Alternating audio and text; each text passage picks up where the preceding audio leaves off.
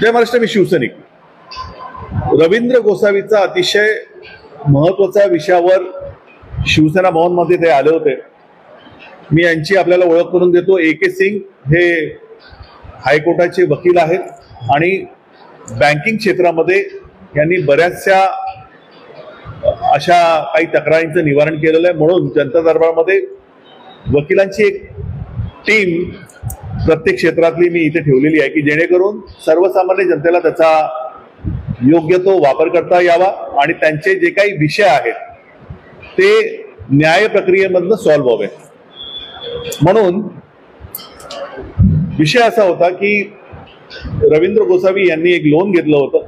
ते लोन त्यांनी RuPay bank त्याच्यामध्ये त्यांनी परतफेड केलं, पण त्याच्यामध्ये 1 रुपया शिल्लक म्हणून दाखवत होता. हालाकी 1 रुपया कोण ठेवणार नाही, पण त्याच्यामध्ये आणि याच्यामध्ये हे सर्व ज्यावेळी लोन त्यांनी क्लोज केलं त्यावेळी त्यांना कोणत्याही प्रकारचं क्लोजिंग लेटर जे असतं, वन टाइम जे पैसे भरले त्याचा कोणताही दस्तावा किंवा कोणतेही असं लेटर बँकेतर्फे गोसावींना मिळालं नव्हतं आणि त्यांना असं वाटलं की हे लोन संपलं म्हणून ते निर्धास्त झाले. पण 10 वर्षानंतर एक नोटीस आली आणि त्या नोटिसीमध्ये असं म्हणण्यात आलं की त्या 1 रुपयावर आता 60,000 रुपये आपल्याला पेनल्टी बसलेली आहे आणि म्हणून 60,000 रुपये आपण ताबडतोब भरा. यासाठी म्हणून रुपी बँकेने अशी नोटीस पाठवली. यासाठी ते शिवसेना भवनमध्ये आले होते. मग त्याच्यानंतर AK सिंग यांच्याशी मी त्यांना बसवलं आणि मग यांनी त्याचे पत्रव्यवहार रुपी बँकेशी केले, RBIशी केले आणि आपल्या भारत सरकार यांच्याबरोबर त्यांनी पत्रव्यवहार केले आणि त्यांची आता उत्तरं आलेली आहेत.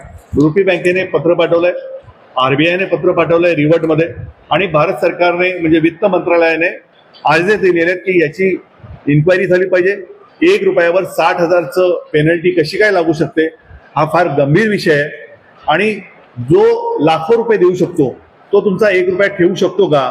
पण रुपी बँकेने तो 1 रुपया त्या अकाउंटमध्ये बाकी आहे असं दाखवून जे 60,000 रुपयाची जी पेनल्टी लावलेली आहे,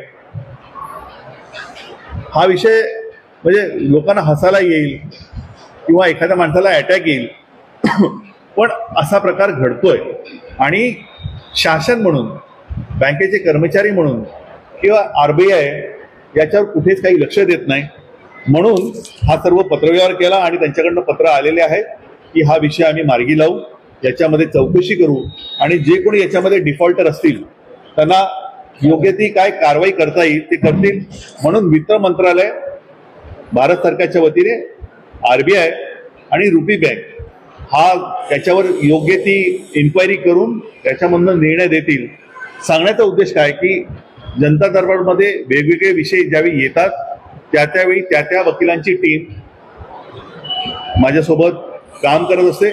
खरं म्हटलं वकील म्हटलं की त्यांचे चार्जेस असतात, पण ते ज्या पद्धतीने माझ्याशी या जनता दरबाराच्या माध्यमातून सेवा करतायत त्याची प्रशंसाही झालीच पाहिजे. थँक्यू. आणि ह्याच्यातनं निर्णय लागेल.